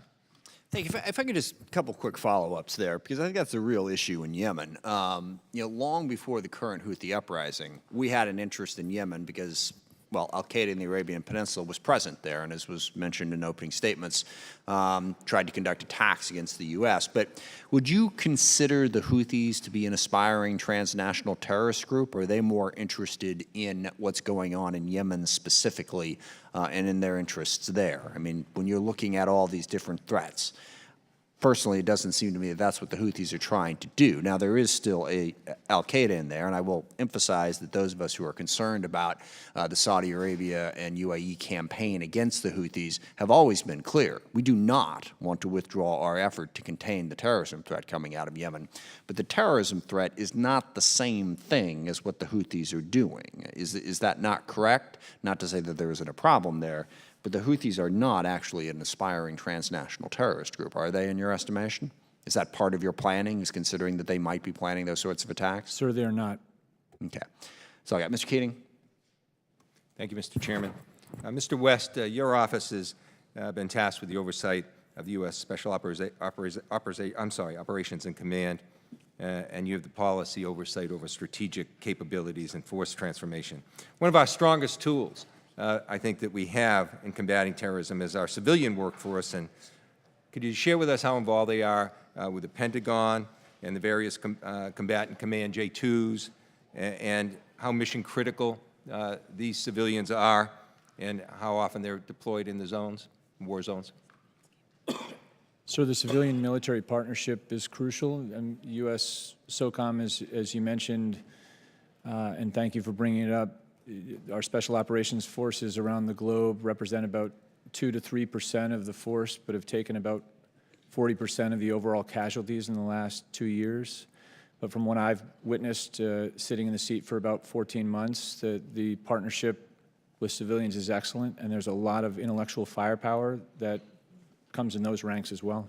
Well, thank you. And your responsibility, too, our office would really look forward to working with you to incentivize the civilian military people too, and make sure that some of the treatment they get, for instance, if they are deployed in a combat zone, that the same creditor kind of relief might be applied. So we'd like to work with your office in that in the future. And thank you for your comments in that regard. Quickly, this week, the lead inspector general put out a report that gave a status update on OIR, the military campaign against ISIS in Iraq and Syria. There's a couple of quotes I'd like to share from that. If Sunni socioeconomic, political, and sectarian grievances are not adequately addressed by the national and local governments of Iraq and Syria, it's likely, very likely, I think they said, that ISIS will have the opportunity to set conditions for future resurgence and territorial control. They also went on to say that absent sustained counterterrorism pressure, ISIS could likely resurge in Syria within 6 to 12 months. So do you believe that, and have any confidence that the Sunni grievances will be addressed so that the conditions that are not in place for a resurgence of ISIS that way, those underlying Sunni grievances that were quoted in this report? So that question might be more appropriately answered by my regional counterpart, but I will say that I read the report, that many of the conditions that gave rise to ISIS still exist, with one major exception, and that is the SDF and the international coalition that is there right now. And in my judgment, and as General Votel said yesterday, he has supreme confidence that our Special Operations Forces and conventional forces, along with our allies, can continue to keep up the pressure to prevent a resurgence. Okay. All right, thank you. I think the other questions I have will be dealt with in a different setting. So I'll yield back, Mr. Chairman.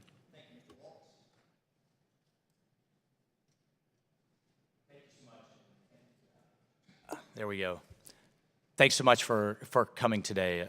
Appreciate your time. I'm struck by your title here of the handout. Conditions favor expanded ISIS network insurgency in 2019, showing the growth from 2013 to 2018 worldwide. Would you agree that the statement that ISIS may be defeated as a caliphate in Iraq and Syria, but is not defeated as a movement? Yes, sir, I do agree with that. Okay. Would you, and I think I've heard you say, and I'm a Green Beret by background, so I certainly buy into this, that by, with, and through is kind of the operative strategy for defeating ISIS, particularly in Syria? Yes, sir. Okay. So with is a key term there, and as I understand the pullout strategy, we will no longer be with our allies on the ground. Is that correct? We will not be co-located, sir. Yeah. So I heard you mention remote advise and assist, and I think reference that was successful in the past. I don't know that I would agree with that statement, that it was successful under the Obama administration, hence why we had such a burgeoning caliphate in the first place. So can you explain to me how we plan to conduct remote advise and assist, and if we need to take this in the other setting, that's fine. Sir, I would prefer we take this in the other setting, and both General Hecker and I can directly address this question. Okay. Would you just agree then that it is more effective to be with on the ground from an airstrike capability, from understanding who's who in the human terrain, and just generally being more effective? Is it more effective to be with than to not be with? Congressman, it is much more effective to be co-located with your partners. Okay. So is the objective now, as you understand the strategy, to withdraw or to win and to stabilize that region so that we no longer suffer attacks in the United States and with our allies? Which is the strategic objective, to get out or to be successful? The strategic objective is to prevent an attack on the homeland, even from this region and from Syria. The order we've been given is a deliberate withdrawal while continuing the fight in the MERV. Even though we're more effective, though, with and on the ground. So we now have a less effective means to achieve that objective. Do you agree with that statement? I mean, we will not be effective remotely as we will on the ground with a small force presence. Sir, militarily, we will be less effective. Okay, great. Separately, related to Syria, but separately, the Idlib pocket, where Al-Qaeda still has a presence. What is our counterterrorism strategy for affecting Al-Qaeda and degrading and continue the destruction of Al-Qaeda in that pocket? Congressman, that is a very important question that we need to take to a closed setting. Got it. Would you say that Turkey has the same counterterrorism, counterinsurgency, military capability as the United States? No, Congressman. Okay, so we have two questions here. We have Turkey's will to take on ISIS, which I would submit Turkey is much more concerned with the Kurds than with ISIS. But then we also have the capability. And if you look at the geography down in the MERV, the Euphrates River Valley, where ISIS remains, all the way in the southern part of Syria, and then Turkey in the north, would you say that Turkey, in your military opinion, that Turkey has the ability, the capability to destroy and to keep ISIS suppressed in that pocket? Not without help. With whose help? Either our help or other allies' help. Okay. Separately, just my time remaining to Afghanistan, the Afghanistan-Pakistan border, spent a little bit of time there. Half the world's terrorist organizations still exist there. Do you think the Taliban have the capability, assuming that we buy into the fact that they have the will, do they have the capability to keep ISIS and Al-Qaeda out of Afghanistan? when you say out, zero? No. Well, But training to keep 'em camps, the contained- ability to then stage attacks on the United States and West. Is the Taliban, setting the will aside, which I think is highly debatable, do they have the capability, the military capability, if they renounce those groups, to then keep them suppressed? I think, assuming the government has come together and you now have Taliban as well as the ANISOF and ANA, and they're all working together. Big assumption. Which is a huge. Sorry, we're going to have to cut this off and maybe continue and close. Don't want to get to other members. Mr. Kim? Thank you. Yes, thank you so much. I appreciate everything that you said so far. I just wanted to delve into a few things. Certainly, with the loss of physical space that ISIS has had in Iraq and Syria, that is one measure of progress, but we know never to underestimate the threat that is faced. I remember in the early days of Operation Inherent Resolve, General Dempsey at the time often always talked about an enduring security, that was the goal this time, that during my lifetime, we've had 3 wars in Iraq every 12 years of my life. How do we make sure that this is one that's going to be an enduring security going forward? That we measure this only by whether or not it's our last war in Iraq as the benchmark for success. On that front, you talked about in your written statement that Operation Inherent Resolve provides an excellent template for future operations. While I agree that certainly that could be the case for when we face a crisis situation as we did in 2013, 2014, we hope that we're not in that kind of situation again where it requires that level of terrorist threat before we take some actions of that magnitude. Now, what got us in that situation in the first place was the failure to prevent these types of crises.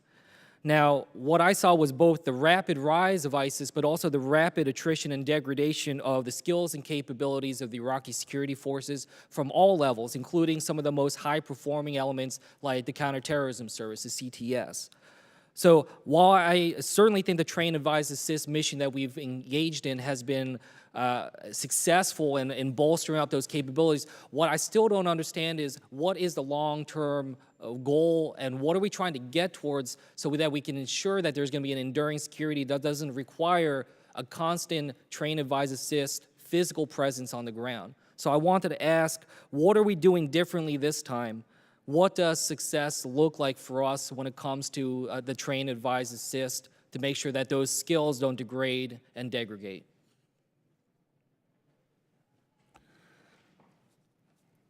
Well, what I can tell you is, the CTS took a pretty hard hit when they cleared out ISIS over the last 2 or 3 years. Their numbers decreased. The Iraqi National Army took a lot of casualties as we went through. So we're building back up, but they're a little bit tired, and we got to get their readiness going. It's going to take, kind of like what we have, in our forces. It's going to take the CTS doing special ops stuff, and it's going to take the Iraqi National Army to build up and work together cohesively along with an Air Force. Now, we have elements that are training all 3 of those in Iraq. So we just stood up a Canadian 2-star command, the NATO, what's it called, NATO mission in Iraq, just stood up here a couple months ago, and they're going to be concentrating on the conventional forces. We have an Air Force wing that's out there, U.S. Air Force, that is teaching them how to fly F-16s and other sorts of aircraft, and then we have the CT force. And what we're trying to do is put that all together and make sure that they know how to interact well with one another. But that's going to be an ongoing mission before they can interact and be able to take care of these terrorists themselves. That's helpful. I think for me, where I'm having trouble understanding the full totality is there will always be a use for train, advise, and assist. They will always be useful to helping the Iraqi security forces. But what is the actual metric by which we're measuring when we no longer need a physical presence of American soldiers on the ground to be able to help them do that?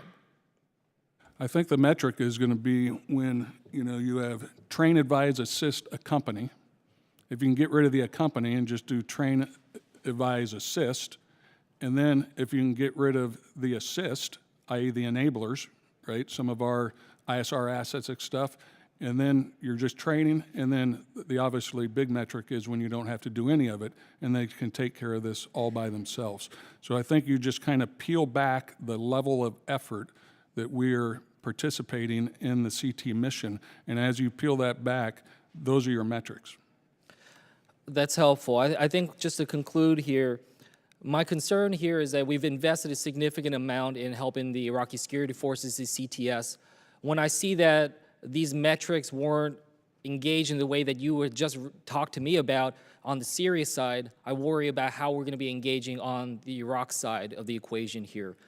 Just with my last second, I did want to just point out something, which is with the Global Engagement Center that you talked about before, we still, after 2 years, don't have a director appointed to that center. So these are the types of efforts that we need to move forward on so the administration is strong on that civilian-military partnership. Thank you. Thank you. I will point out, we're going to stop at noon because I want to get to the classified setting. So we'll get to as many people as we can, but that's just the way it's going to have to happen. Mr. Banks. Thank you, Mr. Chairman. General, in your opening statement, you write, quote, "We assess that both ISIS and Al-Qaeda are degraded. Is it not true that ISIS-K is growing in Afghanistan?" I don't have indications they're growing. In the classified session, I can give you the current numbers that I think that we have in Afghanistan, but I will tell you that the Al-Qaeda numbers in Afghanistan are extremely low. But ISIS-K, you can't state ISIS-K. for the record whether or not ISIS-K is growing in Afghanistan? I have not seen that. It's well reported that ISIS-K is growing in Afghanistan? Yeah. You don't agree with that? I would agree that it's been stated about Mr. West, would you agree that ISIS-K is growing in Afghanistan today? Sir, on balance, if we subtract their casualties or our estimated casualties that we've inflicted on them from their numbers a couple of years ago, I think the answer is yes. Okay. Do we believe that ISIS-K potentially poses a threat to the homeland? The intelligence community believes that, yes, sir. Okay. General Votel was quoted recently saying, quote, "We have no illusions about reconciliation with ISIS-K. Our mission is to destroy this organization," end quote. How do we destroy ISIS-K if we pull out of Afghanistan, Mr. West? Sir, first, we've received no orders to pull out of Afghanistan, and our CT mission there remains exactly the same, which is focus and ruthless focus on ISIS-K and Al-Qaeda. General, can you describe the threat that ISIS-K poses that makes them different from the Taliban? Their tactics are pretty ruthless. We see some of the things that they do. They like high-profile attacks. They like to go to downtown Kabul and take a suicide bomber and get as many civilians around them as they can and blow themselves up. Is it easy to speculate that if we did draw down substantially or pull out of Afghanistan, that ISIS-K would pose a greater threat to the stability of Afghanistan than the Taliban? I think it depends under, what metric we withdraw and what reconciliation efforts Admiral or Ambassador Khalilzad was able to make. I think if we have a united Taliban with the forces that we've been building up along, and they choose, big if, right? But if they choose to take on ISIS, I think there is a time in the future where we could see them, keeping ISIS at bay. Mr. West, would you agree with that? I think that's a question for intelligence community as well, sir. I'm not as well informed on the issues or implications, and I think that requires some speculation to answer that well. Okay, I understand you haven't received orders to withdraw from Afghanistan or to substantially draw down, but there's been a lot. You would agree that appears to be the way forward that this administration is forecasting. Could you not agree though that would be a dangerous path forward if ISIS-K is growing with the nature of the threat that they pose to not just the stability of Afghanistan, but as a threat to the homeland? The way I would articulate it is that a significant or sudden drawdown of our counter-terror ability or footprint would be a risk. Okay, thank you. I yield back. Thank you, gentlemen, for being here this morning. I just want to follow up on our earlier question about the radicalization. We know these terrorist groups have done very well at using technology, basically the internet, to push forth their propaganda and to recruit. So Just, can you give me some information on what we're doing to prevent the recruitment of new members and the radicalization of individuals online? Congressman, I'd be happy to give you that information in the closed session. I think there have been a couple other questions along that line, and I can give you some specifics. All right. Thank you. I yield back my time. Thank you very much. Thank you, gentlemen. Appreciate your work.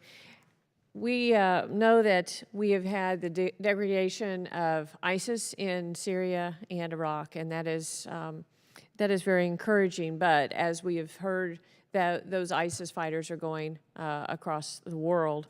And I was in the Philippines last year and very concerned with the growth of the foreign fighters there and the ISIS growing. We know that in 2017, an ISIS-affiliated group took over the city of Marawi for 5 months. And just last month, we had a suicide bombing that killed 20 people, wounding 100 more in the Philippines. So can you speak to the department's assessment of ISIS' current operational capacity in the Indo-Pacific region, and then address what the DoD partnership building efforts are in that state? Yes, Congresswoman, from a DoD perspective, this is a very big problem because this franchise, for lack of a better term, that's grown up, some of it formed from the former Abu Sayyaf, but now affiliating themselves with ISIS, has taken the tactic of suicide bombing and employed it. This is a very difficult tactic to combat, and it does require the same basic template that we've begun to use the world over, which is a local partnership, some fiscal authorities, but then some presence of U.S. forces to help them target and track, because this is now happening at both a group level but also an individual level in terms of what we might call here lone wolf attacks. Would you say that the ISIS involvement there and presence is increasing or decreasing? Do you think we're getting a handle on this, or is this just burgeoning out of control? Congresswoman, the intelligence, my intelligence counterparts are better informed.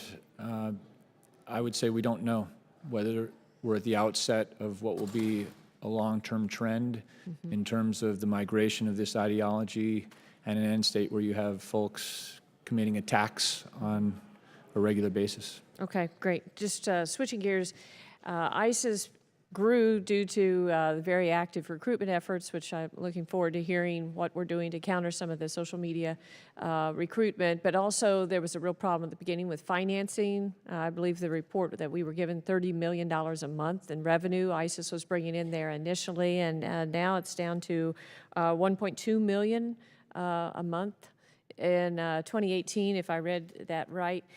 But what is the status of the financing? Because that was certainly a concern that helped fuel their rapid expansion there initially. So how successful are we on cutting off their financing? Where's it coming from? And what are we doing to target that?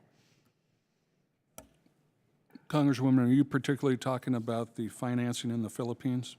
No, just ISIS in general. Just ISIS in general? Yes. Okay. I have some numbers that I pulled from a classified source that I can tell you about in the next meeting, but I can say, I think at this level very broadly, that ISIS core has a relatively significant amount in their coffers, if you will. Very little though in the Philippine area there. Sure. Well, initially they got a lot of that through the taking over the oil rigs, right, and shipping the oil over through Turkey, and then the kidnapping and asking for ransom and things. So what methodologies are we seeing maybe still financing, or maybe that should be in a next setting? How are they being financed? I think we can broadly talk about it. The oil is not there right, pretty much anymore, but now it's more of the robberies, it's more of the kidnapping for ransoms and those kind of activities. Okay, thank you very much. I yield back. Thank you. Ms. Houlihan. Thank you, gentlemen. I'm sorry, I was just in a meeting on Yemen, and I understand that a bit of my question was asked already, but I'll ask it more broadly. What is your assessment of our competitors' support for proxy groups that counter our national security objectives? And do you see more Russian weapon sales or Iranian support for proxy groups and militias on the rise? And if so, where other than Yemen? Thank you, Congresswoman. Broadly, yes, proxy warfare is on the rise. Indeed, while warfare's nature doesn't change, its face has changed in the last decade, and specifically, as you pointed out, great powers are now competing in an irregular space, and we must quickly adjust.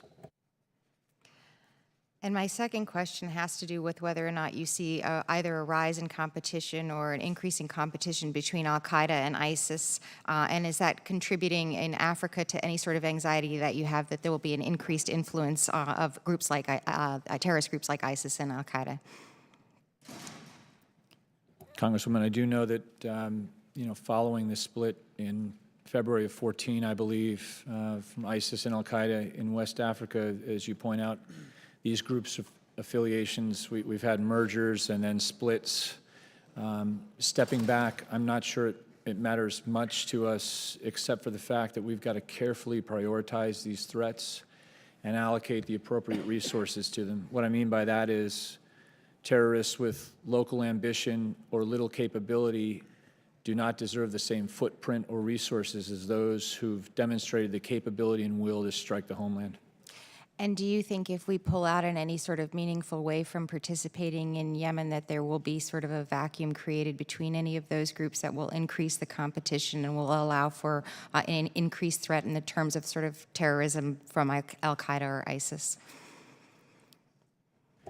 In Yemen, in terms of our counter-terror strategy, we are ruthlessly focused on Al-Qaeda and ISIS, and we should continue to have a presence because these groups have not only threatened us, but demonstrated the capability to do so against the homeland. Thank you, gentlemen. Okay, we're going to wrap up and go upstairs for the classified briefing, but Mr. Thornberry has a follow-up. We'll wrap up with that, and then we're going to go upstairs to 2212. Mr. West, I want to follow up on an answer you gave to Mr. Gallagher a while ago about Iran's intention or efforts to conduct terrorist attacks inside the United States. I noticed that last week in his worldwide world threat assessment, the Director of National Intelligence listed at least 2 incidents in his chart where Lebanese Hezbollah had attack planning disrupted, including operatives detained, arrested, discovery of weapons, explosive caches, detection of surveillance inside the United States. Now, I presume that you would not disagree that at least their proxies have made efforts to conduct terrorist attacks inside the United States. That author is far more informed than I am, Congressman. Okay, just to check. Thank you, Mr. Chairman. Thank you. All right, we are adjourned, and we will reconvene probably like 5 minutes, maybe 10, if gentlemen need a brief break, upstairs in 2212. Thank you.